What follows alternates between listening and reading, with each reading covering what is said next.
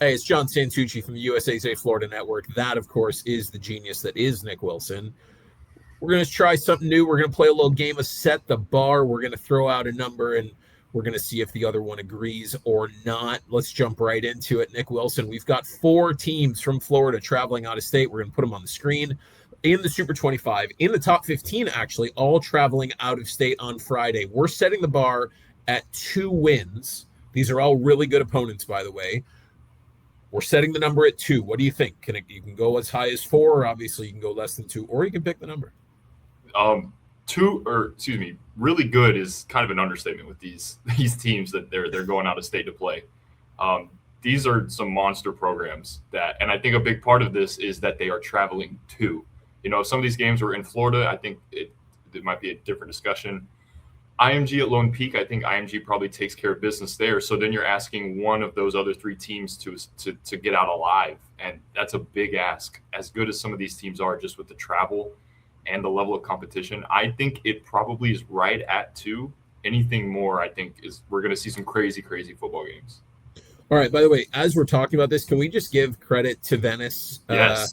They had Booker scheduled here for a long time. That was a game that you and I both had circled 3 months ago. Right? And saying, hey, this looks like a really interesting game. And it did look really interesting. It does not anymore. Obviously, a lot has gone on with Booker. Love the fact that Venice has pivoted the way it is. They're going up basically to North Carolina. It's technically in Georgia, basically North Carolina, playing a really good Raven Gap team. I love this game, by the way. And that's not to say I don't like the others. This is just a great game. I love that they're basically taking this on short notice. Pretty much everybody else in the state has known who their week 1 opponent has been for a while. This is the closest thing to an MMA fight where you find out 4 days before, oh, you're going to fight X. Right. So I love that game. I think the number is going to be right. I think the number is at 2. I think we set this right. And so, yeah, I like this one. All right, so let's keep going. Question number 2. Set the bar. Mandarin 5-star wide receiver Bryson Wright faces a loaded McArthur secondary. By the way, all of his teammates do too, but we're just going to talk about him for a second. Wright will have 6 catches. Now, the University of Miami might be having a very close watch on this game. Bryson's high on their wish list. They've got 2 committed DBs from that really good McArthur secondary. What do you think? 6 catches? Too high? Too low? I think honestly, setting a limit on a player like him is tough in any circumstance. I think he's capable of exploding against any secondary. But this is, like you mentioned, this is one of the most loaded secondaries in the state. I think a lot of this is going to come down to scheme and game plan. But as far as talent and ability, this guy is more than able to get open 6 times. I think against maybe some like college secondaries.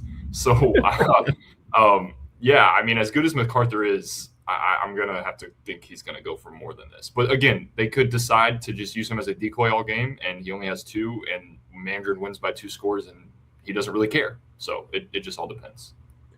I'm going to say he'll have more, and this is nothing to do with McArthur. This is everything to do with Bryson Wright. This is everything to do with, like you just said, there are ways to scheme to get him the ball that do not involve him having to run a 30-yard post route. Right.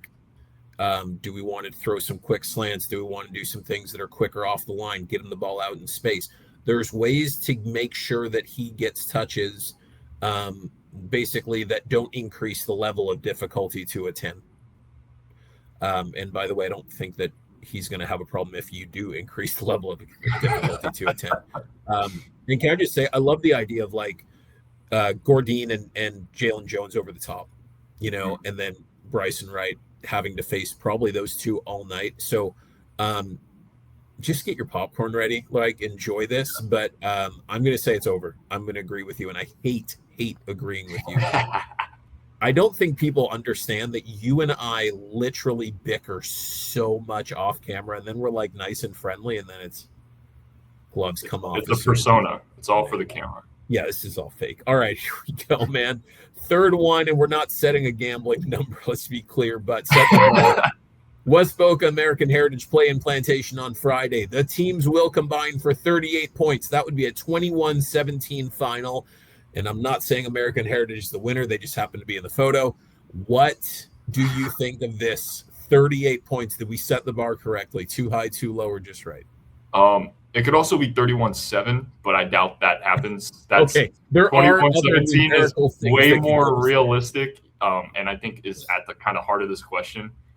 Initially, I was thinking we should kind of guess how many overtime periods this will go, just because, again, West Boca is playing a team that on paper matches up with them very well, which is ridiculous because West Boca is one of the most talented and well-coached teams in the state. I think this is a good number, if anything lower, just because these defenses are so good and these staffs, they know each other well. They know the type of guys. They've seen them play all spring. They know exactly what kind of defenses and players they have to scheme against. So if this is a low-scoring game, despite how talented both these offenses are, it won't shock me.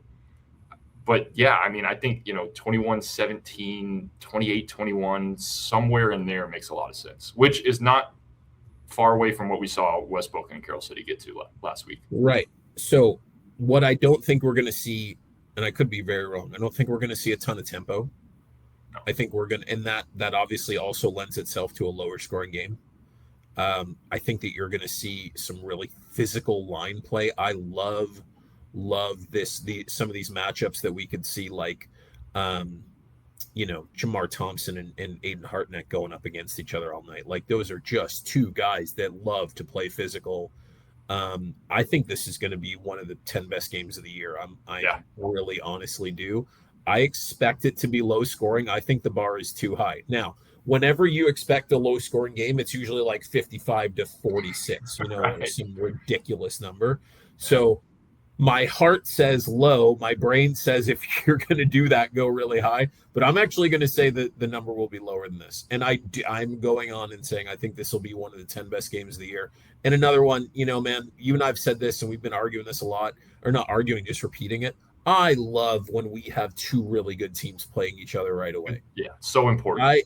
By the way, like two guys, two coaching staffs that could absolutely, I'm not going to say they don't care if they win or lose, but they are so focused on the end result and getting their team ready for the postseason that they're willing to go to take an L. And by the way, whoever wins this game, your open division resume has a really great first line, and it'll probably be the first line for the rest of the year. That's the team that either beat, pick the team. So love it. Love this week. Let me ask you this, man. Other than those games we just talked about, what's a game that you're excited about? What's one that you're keeping your eye on? This is a great first week. There's a lot of really good games. DeLand Lake Wales, I think, has a lot of postseason implications. DeLand's a sneaky open division team, I think, at least in my eyes. I wouldn't think it's sneaky, but yeah. So how both those teams kind of set the tone for the year is huge. Columbia Bulls, obviously Bulls has everybody, and Columbia always has dudes too. That's going to be a very exciting game. I know a game you've been talking about, you're super fired up, is O'Galley Carrollwood Day. I mean, as far as prospect goes, it doesn't get much better than that. But what do you pay attention to? Honestly, Thursday, I'm really interested in Mosley Choctaw, just because I don't think the North gets enough mention, but I think these are two really good programs. I just like the way they do things. So Choctaw is a Super 25 team. They made their debut this week, and they're coming off a Final Four run a year ago. So, just a game that I think could be a lot of fun. But like you said, O'Galley versus Carrollwood Day, you want to go see some of the best 29s in the nation, go to that game. Yeah. Right? And there's going to be awesome matchups all over the field. Really just depending on how they want to use their guys is the biggest question. So, and I'm going to keep saying it, Brooklyn Maxey, one of my favorite players in the state to watch. So I love this game. I think skill-wise, they just match up really well. This should be a lot of fun, that game. So that's it for me. But, hey, I'm sure we'll talk. Oh, we talk 15 times a day, so I'll probably talk in 10 minutes. But for the sake of this, I'll talk to you later. See you, man. Thanks.